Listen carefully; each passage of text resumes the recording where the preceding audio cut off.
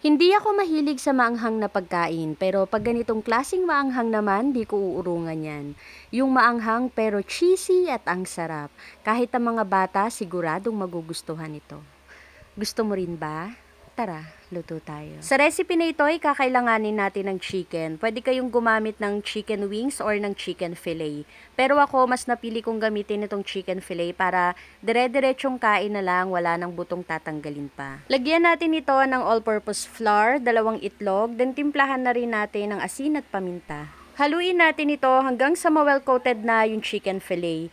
Hiniwa ko rin pala ito ng maninipis na pahaba para bite size at madaling kainin. At pag okay na, magpainit na rin tayo ng mantika, then mag-start na tayong magluto. At isa pa palang dahilan kung bakit ko ito hiniwa ng maninipis na pahaba para mabilis lang din maluto. Hindi rin pala ito pwedeng iprito ng matagal kasi mas titigas yung karne. So pag ganito na yung kulay, okay na po yan. Ahunin na natin sa kalan. Prituhin lang natin ito lahat hanggang sa matapos. Then pwede na tayong mag-start na gumawa ng sauce para dito sa ating recipe. At gamit nga itong aking food processor, pinagsama-sama ko lang dito yung bawang, sibuyas at sili.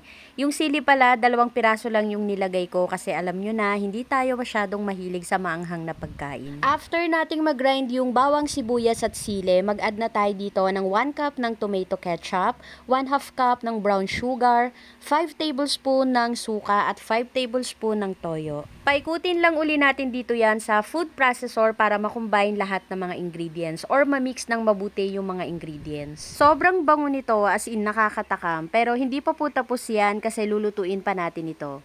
Sa isang pan, maglagay lang tayo ng 1/4 ng butter or ng margarine. At pag natunaw na nga yung margarine, ilagay na yung sauce na ginawa natin kanina. Haluin lang natin ito hanggang sa kumulo. Then tikman nyo na lang din pala kung okay na ba sa inyo yung lasa. Pagka okay na or may kulang pa, kayo na po ang bahalang mag-adjust. Haluin lang natin ito hanggang sa medyo lumapot yung sauce bago ilagay yung chicken fillet na niluto natin kanina. After nating mailagay yung mga chicken fillet, haluin lang natin ito ng mabuti hanggang sa makover na ng sauce lahat. Grabe, ang bango nito at talaga namang nakakatakam, pero hindi pa po tapos yan kasi may ilalagay pa tayo dito na lalong magpapasarap dito sa ating recipe ngayon. Lalagyan ko pa pala ito ng cheese at yung cheese na ginamit ko dito ay quick melt.